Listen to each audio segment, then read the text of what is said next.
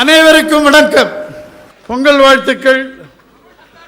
3 மாதத்திற்கு முன்பாகவே தமிழ் புத்தாண்டு வாழ்த்துக்கள். நான் பேசும்போது தப்புகள் வரலாம், எதனா ஒரு வேண்டாத விவகாரங்கள் வரலாம், சில பேரை பற்றி புகார்கள் வரலாம், கெட்ட விஷயங்கள்லாம் வரலாம்.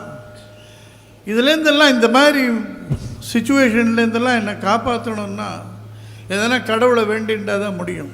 இது நம்ம கடவுளாக லாயக்கில்லை. நல்ல விஷயங்களுக்கு தான் அவை துணை உரிமை ஒழிய இப்போ நான் பண்ண போகிற மாதிரி விஷயங்களுக்கெல்லாம் துணை வராது. அதனால் நான் எனக்கு தெரிஞ்ச ஒரே கடவுள் தான் எந்த ஆபத்துலேருந்து நம்மளை காப்பாற்றுவார், எந்த திருட்டுத்தனத்துலேருந்து நம்மளை காப்பாற்றுவார், எந்த ஊழல்லேருந்து நம்மளை காப்பாற்றுவார். என்ன மோசடி பண்ணாலும் சரி, என்ன பொய் பேசினாலும் சரி, நான் இருக்கேன், கவலைப்படாதேன்னு ஒரு கடவுள் இருக்கார். அதனால் அவரை நான் வேண்டிக்கிறேன். ஓம் மனமோகன சிங்காய நம. வினா மனமோகன சிங்க நநாதோ நநாத சதா மனமோகன சிங்கம் ஸ்மராமி ஸ்மராமி. ஹரே மனமோகன சிங்க பிரசீத பிரசீத பிரியம் மனமோகன சிங்க பிரேச்ச பிரேச்ச. இனிமேல் நான் என்ன தப்பு பண்ணாலும் அவர் இவன் நம்ம ஆள், அவன் நல்லவன் தான் அப்படின்னு விடுவார். பனிஷ்மெண்ட் இல்லாத நாடாக இருக்கிறதுனால தான் அதுவும் ஒரு பனிஷ்மெண்ட் வருதுன்றதுக்கு என்றைக்கோ வரும். அது என்றைக்கு வரப்போ இப்போ இந்த 2G பீப்புள் யாருக்கான பனிஷ்மெண்ட் வரப்போகிறது. ஸ்பெக்ட்ரம் விஷயத்தில் ஆதி முதல்ல நான் எழுதிட்டுருக்கேன். இதில் பிரைம் மினிஸ்டரையே ஒருத்தர் மீறி நடக்கிறார் ஒரு மினிஸ்டர்னால் பிரைம் மினிஸ்டருக்கு மேலே இருக்கிற ஒரு ஹெல்ப் இல்லாமல் முடியுமா அப்படின்னு திரும்பி திரும்பி கேட்டிருக்கேன்.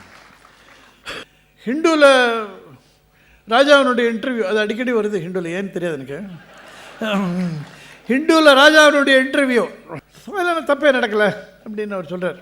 அதுக்கப்புறம் பிஎம் சொல்கிறார், அவர் தான் சொல்லியிருக்காரு, is already set that there is nothing wrong, ஒன்றும் நடக்கலை, ராஜாவே தான் சொல்லிட்டாரு அப்படின்னு பிரைம் மினிஸ்டர் சொல்கிறார். அதான் அக்யூஸ்டு கோர்ட்டில் அவன் நான் தப்பே பண்ணல எஜமா அப்படின்றான். அவனே தான் சொல்லிட்டானே, அப்புறம் என்ன கேஸ் ஒன்று எடுத்து போய்விட்டு. இந்த ஜுடிஷியல் சிஸ்டம் வந்ததுன்னா தேங்கி கிடக்கிறது வழக்குன்ற பேச்சே வராது, ஈஸியாக முடிச்சுடலாம் எல்லாத்தையும். அப்படி முடித்தார் பிரைம் மினிஸ்டர். அந்த அளவு ஆனஸ்டியை அடமானம் வைக்க தயாராகிட்டார். பிஜேபி பீரியட் NDA பீரியடில் வாங்கிறதுக்கு ஆள் கிடையாது, வாங்கினவன் பெரிய நஷ்டம், அவனை தூக்கி விட வேண்டியதாக இருக்குது. அந்த மாதிரி பீரியடில் ஃபஸ்ட் கம் ஃபஸ்ட் சர்வ்டு கொஞ்சம் சுமாரான விலைக்கு கொடுத்தாங்க. 2001 என்ன விலை விற்றுதோ அந்த விலைக்கு கலைஞர் தன் சொத்துக்களையோ இல்லை ராஜா தன் சொத்துக்களையோ இல்லை DMKல யாரானா ஒருத்தர் அந்த விலைக்கு கொடுப்பாங்களா? இன்றைக்கி 2001 விற்ற விலைக்கு இதுக்கு மட்டும் இவ்வளோ தாராளம். 2001 விற்ற விலை 2001 கொடுக்கக்கூடாதுன்னு ஃபைனான்ஸ் செக்ரட்டரி சுப்பாராவன் ஒருத்தர் அவர் லெட்டர் எழுதுகிறார். அதை மஞ்சு மாதவன் டெலிகாமில் இருக்கிறவங்க, அவங்க ஒரு சீஃப் ஒரு அஃபிஷியல், அவங்க ரிமைண்ட் பண்ணுறாங்க, இந்த மாதிரி சுப்பாராவ் சொல்லியிருக்கார், அது மாதிரி பண்ணணும்னு. அப்போ ராஜா என்ன பண்ணுறார், இந்த மஞ்சு மாதவன் வெளியில் யாருக்காகவோ ஒர்க் பண்ணுறார் அப்படின்னு ஒரு அபவாதத்தை கிளப்பி அவர் லீவில் போய் கடைசியில் இந்த வேலையே வேண்டான்னு வாலண்டரி ரிட்டையர்மெண்ட்டில் போயிட்டார். 3 விதமாக CAG அப்ரோச் பண்ணியிருக்கார். ஒன்று, அவர் குருமூர்த்தி சொன்ன மாதிரி ஒருத்தர் ஆஃபர் பண்ண விலை, அது மாதிரி பண்ணியிருந்தால் எவ்வளோ வந்திருக்கும், அதுக்கு இவ்வளோ லாஸ், அந்த மாதிரி பண்ணியிருந்தான். இன்னொன்று, வாங்கினவெல்லாம் விற்றுட்டான், அந்த வித்தத்தில் அவனுக்கு எவ்வளோ லாபம் வந்தது, அதெல்லாம் கவர்மெண்ட்டுக்கு வந்திருக்க வேண்டியது தானே, அப்படி போயிருந்தால் இவ்வளோ. 3வது 3G விற்றுது, இதையும் அதையும் ரிலேட் பண்ணி கணக்கு போட்டு பார்த்து இதையும் அதையும் ரிலேட் பண்ணி இவ்வளோ 1,76,000 crores அப்படின்னு ரொம்ப க்ளீனாக கொடுத்துருக்குறாங்க. ஆனால் இவர் லாஸே இல்லைன்றதுக்கு என்ன மெத்தடாலஜி இவர் யூஸ் பண்ணாருன்னு யாருக்கும் தெரியாது. சோனியா மெத்தடாலஜி ஒன்று இருக்குது, ரைட்டு, மற்றபடி என்ன மெத்தடாலஜி இருக்குதுன்னு யாருக்கும் தெரியாது. ஒரு தென்னந்தோப்பு இருக்குது, என்னை நம்பி ஒருத்தர் விட்டுருக்கார், நான் அதை குத்தகைக்கு விட்டு பணத்தை உங்ககிட்ட கொடுத்துட்றேன்னு சொல்லியிருக்கேன், 10,000 ரூபாய்க்கு கொடுக்குறேன். இன்னொருத்தர் வர்றார், நான் 30,000 தரேன். பையன் எல்லாம் வேணாம், 10,000 தான், 30,000 வாங்க மாட்டேன், ஏன்னா என் தோப்பு இல்லையே, எனக்கு இன்னும் அவன் தோப்பு தானே, போடுறேன். அதுக்கப்புறம் நான் எங்கிட்ட 10,000 வாங்கினவன் அவன் 50,000 விற்றுவிட்டான். அது வந்தப்புறம் என்ன டைம், 3 வருஷம் என்னமோ இருந்திருக்கு, 2 வருஷம் என்னமோ, எவ்வளோ டெஸ்ட்ராய் பண்ணியிருக்க முடியும் எவிடன்ஸ். ஏன்னா அதை பற்றி எல்லாம் வெளியில் வந்தாச்சு முதல்ல, இந்த ஸ்பெக்ட்ரம் அலாட் பண்ணி அது வராது பிறகு, அப்புறம் இந்த DOT அரெஸ்ட் அதெல்லாம் போனப்புறம் இன்னும் 1 வருஷம் கழிச்சு இப்போ ரைட் பண்ணுறா. இந்த சினிமாலெல்லாம் பார்த்தீங்கன்னா இந்த வில்லன் ஹீரோவை அடிக்க வரான்னா கத்தின, என்னத்துக்கு கத்தணும், போய் மொட்டுன்னு வைக்க வேண்டியது தானே. இவன் கத்த ஆரம்பித்த உடனே அவன் திரும்பிப்பான், அவன் திரும்பினா இவன் தான் விழுவான். அந்த மாதிரி CBI 1 வருஷமாக கத்திவிட்டு இது சோதனை போட்டா என்ன போடாட்டா என்ன அந்த கூச்சலுக்கு அப்புறம் எவனாவது வச்சு வைப்பானா? நான் தான் சொன்னேன், அதுக்கப்புறமும் இந்த ராஜா வச்சிருந்தால் ஏதாவது ஆதாரம், he must be punished for his stupidity-ன்னு சொன்னேன். இந்த சிபிஐ மேலே பலருக்கு நம்பிக்கை இருக்குது, எனக்கு கிடையாது. காமன்வெல்த் ஊழல்கள் நாங்கள் ஆவணங்களை காணோம், ஆதர்ஷ் கட்டிட ஊழல் தஸ்தாவேஜுகளை காணோம், ஸ்பெக்ட்ரம் ஊழல் சாதிக் பாஷாவை காணோம். இந்த சிபிஐ எப்படி நம்புறது? கோர்ட்டு எவ்வளவோ கண்டனம் கொடுத்தாச்சு, எவ்வளவோ வழக்கில், அதை பற்றிலாம் அவங்களுக்கு கவலையா என்ன? ஒவ்வொரு ஸ்ட்ரக்சரையும் ஒரு சர்டிஃபிகேட் மாதிரி எடுத்துக்கிறாங்க, because it get favours from the government. Dayanidhi Maran விசாரணை விஷயம் நடந்து 2 வருஷத்துக்கு மேலே ஆகிப்போச்சு. அதுவே ஒரு பெரிய பீரியட் ஆஃப் நோட்டீஸ். அந்த நோட்டீஸ் போகாதுன்னு இப்போ இன்னும் விசாரணை வருது, சோதனை வருது, இப்படி சொன்ன பிறகும் ஒருத்தர் இது ஏன்னா கையில் வச்சிருப்பாரா மாட்டிக்கிறதுக்கு? இவ்வளவு வார்னிங் கொடுத்தப்புறம் ஒருத்தர் உஷாராக மாட்டார். 2G வழக்கில் யூனிடெக் நிறுவனத்திடம் சந்தித்து பேசியிருக்கிறார் சிபிஐ வக்கீல். அக்யூஸ்டு கிட்ட இவருக்கு என்ன வேலை? இந்த லெவலில் ஜஸ்டிஸ் நடக்கிறது. ராஜாவை ஜேபிசி பக்கமே வரவாண்டான்னு பண்ணிட்டாங்க. ஏன்னா அவர் பிஎம்ஐ பற்றியும் சிதம்பரத்தை பற்றியும் நான் சொல்லி ஆகணும்னு துடிக்கிறார். அவர் அதை சொல்லிட போகிறாருன்னு பயந்துட்டேன். அது பத்திரிகை நியூஸாக இருந்துட்டு போகட்டும், ஜேபிசியில் வரக்கூடாதுன்றதுக்காக அவரை அங்கே சாட்சியம் சொல்ல முன்னு அவருக்கு இடமளிக்காமல் அதை தடுத்து விட்டது காங்கிரஸ் கட்சி. அவரால் ஏதோ சொல்ல முடியும் என்பது தான் அர்த்தம். அதை அவர் சொன்னால் இந்த விவகாரத்தில் யார் யார் சம்பந்தப்பட்டிருக்கிறார்கள் என்ற உண்மை அப்போது தான் தெளிவாகும். நிச்சயமாக ராஜாவை மட்டும் குறை சொல்லி பிரயோஜனம் இல்லை. அவர் குறை சொல்லப்பட வேண்டியவர் தான்.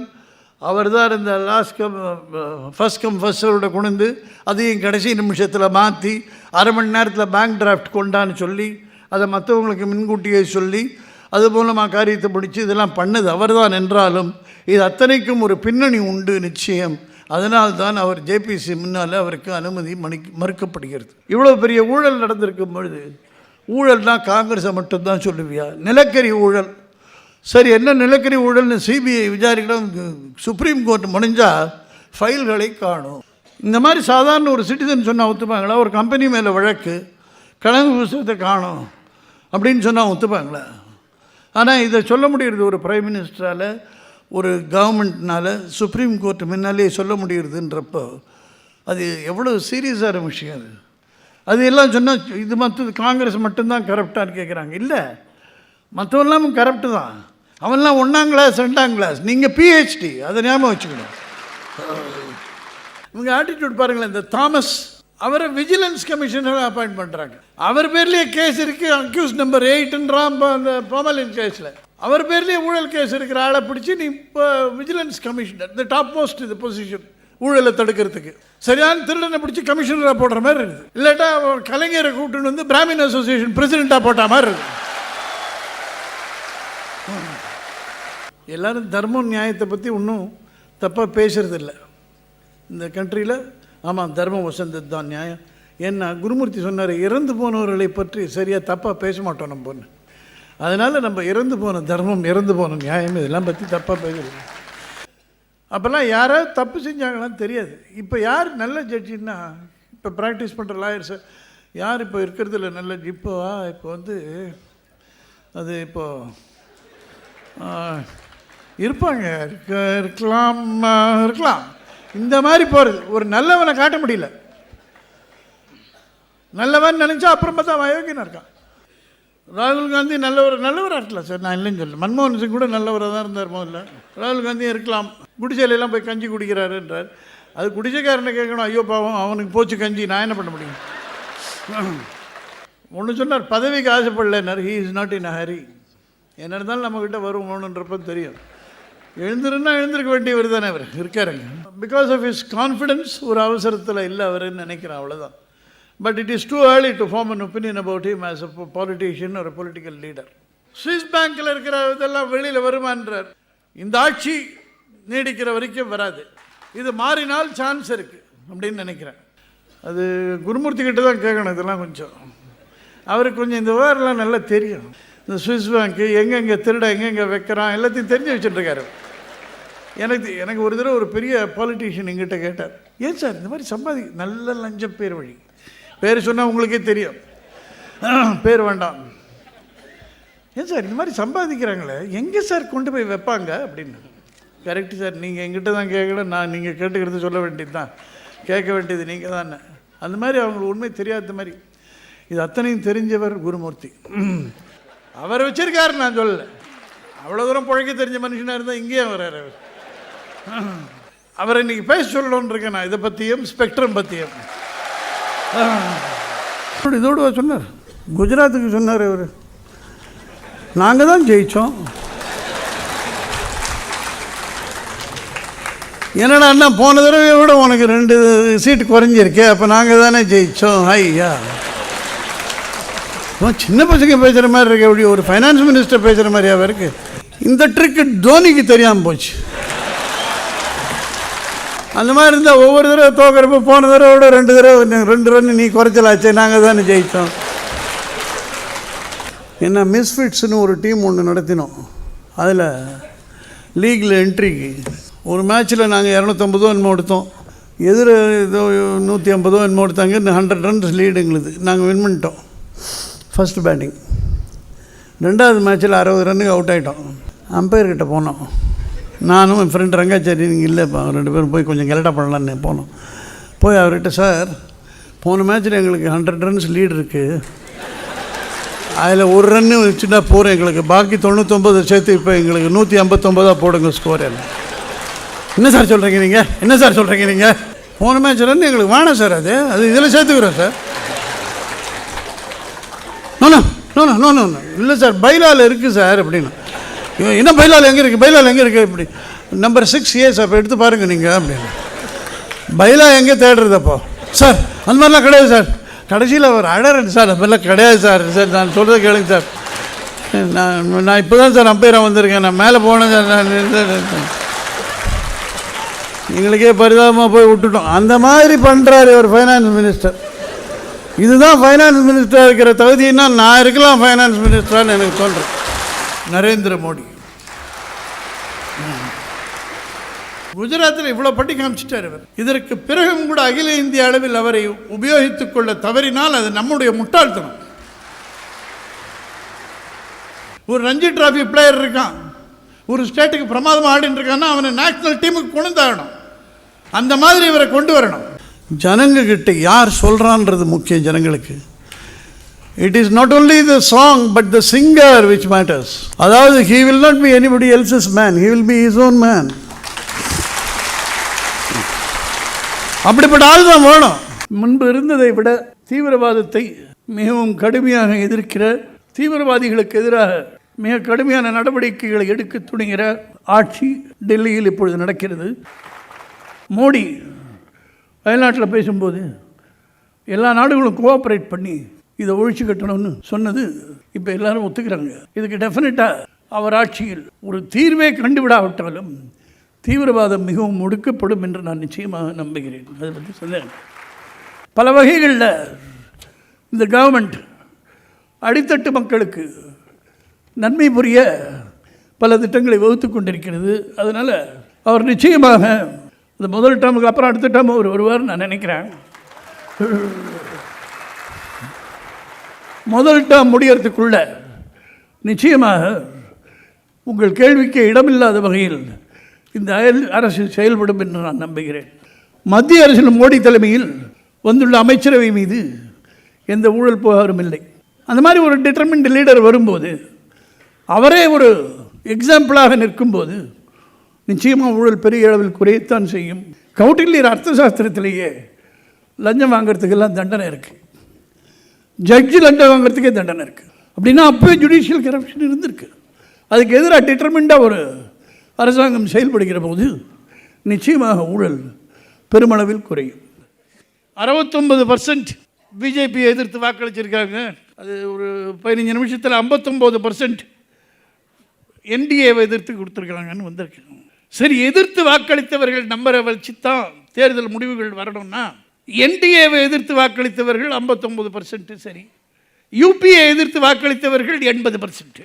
ராஜா கூட பேசினார். அவங்க கட்சியை எதிர்த்து வாக்களித்தவர்கள் 95% இருக்கும்.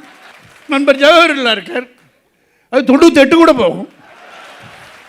ஸோ எதிர்த்து வாக்களித்தவர்களை வைத்துக்கொண்டு தான் ஒரு ஆட்சி நிறுவப்பட வேண்டும் என்றாலும் இதே மோடி ஆட்சி தான் வந்திருக்கு. ஏன்னா அதை எதிர்த்தவங்க தான் கம்மி. ஒரு பெரும் நம்பிக்கை இந்த அரசு டெலிவர் பண்ணும்ன்ற நம்பிக்கை வளர்ந்துருக்கு. போகிற இடத்துல எல்லாம் அவருக்கு ஒரு பெரிய ரெக்கக்னிஷன் கிடைக்கிறது. Not only because he represents such a great country, but also because the man has created such a good impression everywhere.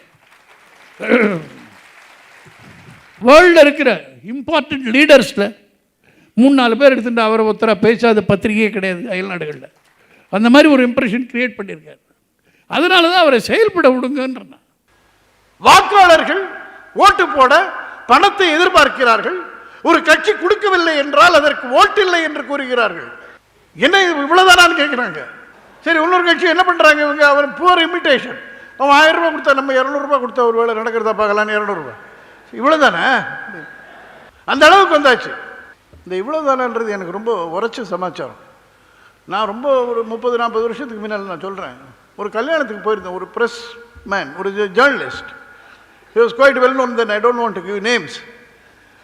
அவர் ரிசப்ஷனுக்கு போயிருந்தேன். ஏதோ ஒரு கவரில் 50 ரூபாய் ஒரு வச்சுருந்தேன் கொடுக்குறதுக்கு. கொடுத்தேன். அவர் வாங்கிட்டார். பிரிச்சு பார்த்தார். இவ்வளோ தானே அப்படின்னு. எனக்கு ஏதாவது பெருசு. எனக்கு இவர் இவ்வளோ தானே ஒன்று, அது எனக்கு பெருசு சார், கொடுங்கன்னு வாங்கி பாக்கெட்டில் போட்டேன். எல்லாரும் வேடிக்கை பார்க்குறான். நான் உள்ளே போய் சாப்பிட்டு வந்தேன். எனக்கு நான் பண்ணதில் எனக்கு தப்பு இல்லை. ஆனால் அன்றைக்கி டிசைட் பண்ணேன், இனிமேல் கல்யாணத்தில் ப்ரெசன்டேஷனே கூடாதுன்னு. இவர் பரவாயில்ல, எதிரவே இவ்வளோ தானான்னு கேட்டார். இன்னும் போன பிறகு இவ்வளோ தான் கொடுத்துருக்காங்க. இல்லை, எதுக்கு சொல்ல வரேன், இந்த மாதிரி இவ்வளோ தானா எக்ஸ்பெக்டேஷன் அது வந்தாச்சு ஜனங்களுக்கு.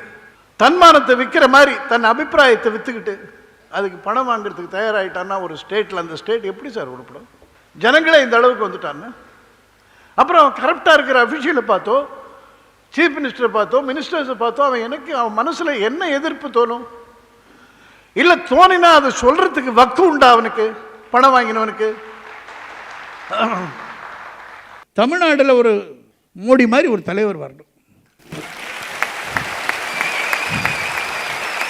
அவர் ஏன் வரணும்னு நான் நினைக்கிறேன்னா, மக்களை பற்றி ஒரு கன்சர்ன் மனசில் இருக்கவருக்கு, அதை பற்றி நிறைய டிஸ்கஸ் பண்ணுறார். ஒரு பாலிட்டிஷியனுக்கு வேண்டிய டெட்டர்மினேஷன் இருக்குது. வெறும் டெட்டர்மினேஷன் மட்டும் இருந்தால் அது பிடிவாதம்னு ஆகிடும். அந்த மாதிரி இல்லாமல் தேவைப்பட்ட சமயத்தில் ஒரு ஃப்ளெக்சிபிலிட்டியும் இருக்குது. சரியான பேர்கள்கிட்ட ஆலோசனை கேட்டு அந்த ஆலோசனைகளில் எது சிறந்த ஆலோசனைன்னு பிக் பண்ணி தன்னுடைய முடிவிற்கேற்ப ஒரு பாத்தை அவரால் வகுத்துக்க முடிகிறது. மகாபாரதத்தில் சொல்லியிருக்கேன், ஒரு ராஜாவாக இருக்கிறவன் யார்கிட்டையுமே ஆலோசனை கேட்காம இருக்கிறது ரொம்ப தப்பு. அதே மாதிரி நிறைய பேர்கிட்ட ஆலோசனை கேட்கறதும் தப்பு. அவன் கேட்ட ஆலோசனையில் என்ன கூறப்பட்டதுன்னு வெளியில் தெரியறதும் தப்பு. சில பேர்கிட்ட ஆலோசனை கேட்டு ஒரு சரியான முடிவிற்கு வருகிற அரசன் ரொம்ப பாராட்டக்கூடியவன் மகாபாரதத்தில் வருது. அந்த மாதிரி ரஜினி யார்கிட்ட எதை கன்சல்ட் பண்ணுறாருன்னே தெரியாது. அவர் ஒரு பிடிவாதமாக ஒரு இறங்குறதில்ல. பல அபிப்பிராயங்களை பார்த்து இதில் எது சரியாக வரும் அப்படின்னு ஒரு முடிவுக்கு வரார். இது ஒரு பாலிட்டிஷியனுக்கு ரொம்ப ஹெல்ப்ஃபுல்லாக இருக்கக்கூடிய குணம், ஒரு அட்மினிஸ்ட்ரேட்டருக்கு ரொம்ப ஹெல்ப்ஃபுல்லாக இருக்கக்கூடிய குணம் இது. அண்ட் எடுத்த முடிவில் அவரால் உறுதியாக நிற்க முடிகிறது. மூணாவது, ஜனங்க கிட்ட ஒரு பெரிய ஈர்ப்பு சக்தி இருக்குது. ஜனங்க நம்புகிறாங்க. ஒரு ஸ்டேட்டையோ ஒரு கண்ட்ரியோ ரூல் பண்ணுறதுன்னா அந்த லீடருக்கு அது ரொம்ப அவசியம். ஜனங்கக்கிட்ட ஏற்படுத்துகிற நம்பகத்தன்மை அதுவும் பெருசாக இருக்குது. அது சொல்லப்போனால் ரொம்ப அசாத்தியமாக இருக்குது. அண்ட் நல்லது நடக்கணும் அப்படின்ற ஒரு ஆசையும், ஹானஸ்டி, எல்லாத்தோட பெரிய விஷயம் டோட்டல் ஹானஸ்டி, நேர்மைன்றது பரிபூர்ணமாக இருக்குது. இந்த காரணங்கள்னாலேயும் அவர் எப்படி தன்னுடைய அஃபேர்ஸை நிர்வகித்து வருகிறார், அதுலேயே நிறைய விஷயங்கள் இருக்குது. ஸோ இதெல்லாம் பார்க்குறப்போ நல்ல அட்மினிஸ்ட்ரேட்டராகவும் இருப்பார். அவர் பாலிட்டிக்ஸுக்கு ஐடியலி சூட்டட் அப்படின்றது என்னுடைய அபிப்பிராயம். அகில இந்திய அளவில் மோடி தனது முயற்சிகளை சற்றும் தளர விடாமல் முன்னேறி நாட்டிற்கு பல பொருளாதார சீர்திருத்தங்களையும் முன்னேற்றங்களையும் கொண்டு வருவார் என்றும் நான் நம்புகிறேன். நன்றி, வணக்கம்.